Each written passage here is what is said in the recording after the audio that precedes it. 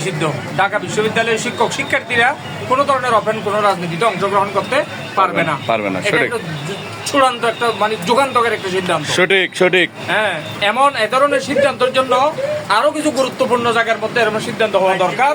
দেশের শান্তি শৃঙ্খলা স্থিতিশীলতা ফিরিয়ে আনার জন্য ঢাকা বিশ্ববিদ্যালয়ের রাজনীতি যেরকম নিষিদ্ধ করেছে, ঠিক তেমনি ভাবে এভাবে আমাদের যে জাতীয় মসজিদ বাইতুল মুকাররমের উত্তর গেট দক্ষিণ গেট মসজিদের ভিতরে বাহিরে কোন ধরনের প্রচলিত রাজনীতির সভা সমিতির কার্যক্রম সম্পূর্ণভাবে নিষিদ্ধ এটা যদি করি, তাহলে আমাদের যে সেন্ট্রাল বাংলাদেশের যে জাতীয় মসজিদ, এই জাতীয় মসজিদের যে আল্লাহর রহমত প্রথম নাযিল হয় যে জাতীয় মসজিদের শুক্রবারের জুমা, সঠিক।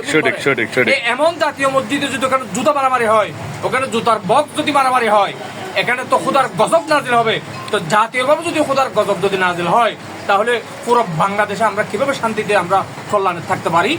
সেই জন্য আমি সংশ্লিষ্ট মন্ত্রণালয়ের মাননীয় উপদেষ্টা মহোদয় ডক্টর আবু খালেদ হোসেন স্যার এবং প্রধান উপদেষ্টা মহোদয় এভাবে প্রত্যেকটি রন্ধ্রে রন্ধ্রে যারা অরাজকতা সৃষ্টি করতেছে, রাজনীতির নামে বিভিন্ন বিশৃঙ্খলা সৃষ্টি করতেছে, ওই সমস্ত স্থাপনাগুলোকে সংরক্ষণ করার জন্য কঠোরভাবে সিদ্ধান্ত গ্রহণ করতে হবে। এবং কিছুদিনের জন্য ডক্টর ইউনূস মহোদয় স্যার এবং ওনার তত্ত্বাবধানে যেন ওনাকে সময় দেওয়া হোক, উনি যেন বাংলাদেশের শান্তি শৃঙ্খলা অর্থনৈতিক পরিস্থিতি এবং বাংলাদেশের যে রিজার্ভ, একটা দেশ চলতে পারে রিজার্ভের উপরে। রিজার্ভটা একদম খালি হয়ে গেছে। আলহামদুলিল্লাহ আমাদের দেশের রিজার্ভ এখন অনেক উন্নতির দিকে হচ্ছে এবং বিদেশি জাতিসংঘ, ইউরোপীয় ইউনিয়ন, জাপান, জায়গা বিভিন্ন এডিবি থেকে বিভিন্ন ধরনের অনুদান আমাদের দেশে রিজার্ভের মধ্যে আসতেছে। সেই বিবেচনায় আমাদের রিজার্ভ এবং বাংলাদেশ ব্যাংকের যে কেন্দ্রীয় ব্যাংকের রিজার্ভ এখন উপরের দিকে।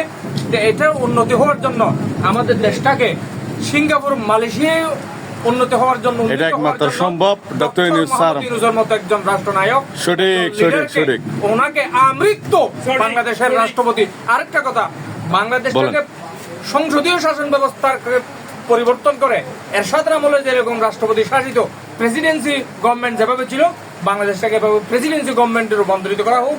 প্রয়োজনে প্রধান উপদেষ্টার পদ থেকে ডক্টর মোহাম্মদ ইউনূসকে প্রেসিডেন্ট পদে, রাষ্ট্রপতি পদে ওনাকে উন্নীত করে বাংলাদেশটাকে 5 বছর 10 বছরের জন্য ইউনূসের হাতে অর্পণ করা হোক।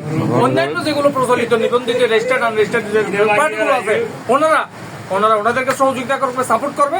বাংলাদেশটাকে মাহাথির মোহাম্মদের মতো যে এ ধরনের একটা মালয়েশিয়াকে যেভাবে গঠন করেছেন, বাংলাদেশ এভাবে একটা আন্তর্জাতিক অঙ্গনের মধ্যে একটা দাপুটের দেশ, দক্ষিণ এশিয়ার দাপুটের অর্থনৈতিক সমৃদ্ধি হবে এমন একটা দেশ হওয়ার জন্য রাজনৈতিক স্থিতিশীলতা জরুরি।